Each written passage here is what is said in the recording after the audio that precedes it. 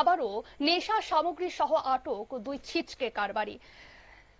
এবার উত্তর ত্রিপুরার ধর্মনগর থানার পুলিশ নেশা বিরোধী অভিযানে ফের বড় সাফল্য অর্জন করেছে। বুধবার গভীর রাতে আনন্দবাজার নাকা পয়েন্টে বিশেষ তল্লাশি অভিযান চালিয়ে পুলিশ আটক করে ঊনকোটি জেলার ইরানি গ্রামের দুই যুবক ছুনর আলী ও পজর আলীকে। তাদের মোটর বাইক নম্বর TR02G9733 থেকে উদ্ধার হয় 10টি প্যাকেটে থাকা মোট 2000 ইয়াবা ট্যাবলেট এবং নগদ 3,50,000 টাকা। এ নিয়ে ধর্মনগর থানার পুলিশ আধিকারিক কি জানিয়েছেন শোনাবো আপনাদের। করা হয়েছে, তারপর থেকে একটা একটা আমরা এইদিকে আনন্দবাজার এইদিকে অর্কেস্ট্রার ইয়েও চলতেছে, যার কারণে আমরা কন্টিনিউ চেকিং করে গেছি। তো একটা বাইক আপনার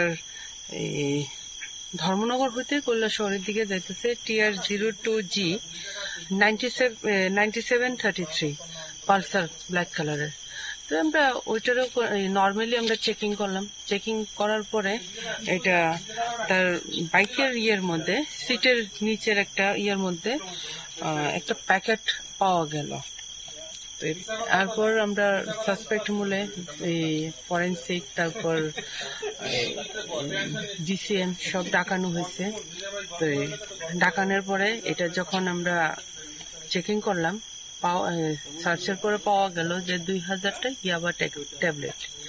তো এটা 10টা প্যাকেটের মধ্যে 2000টা পাওয়া গেছে। এর মধ্যে এটার মার্কেট ভ্যালু অনুমান 3 লাখ,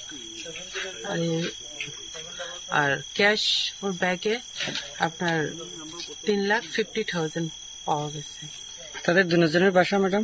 তাদের দুজন ইরানির, ঊনকোটি ডিস্ট্রিক্টের। একজন হলো আপনার সুনার আলী 40 ইয়ার্স, আর একজন ফজর আলী ওইটাও 40। দুজন ইরানি কৈলাসহরের ঊনকোটি ডিস্ট্রিক্টের। ঠিক আছে।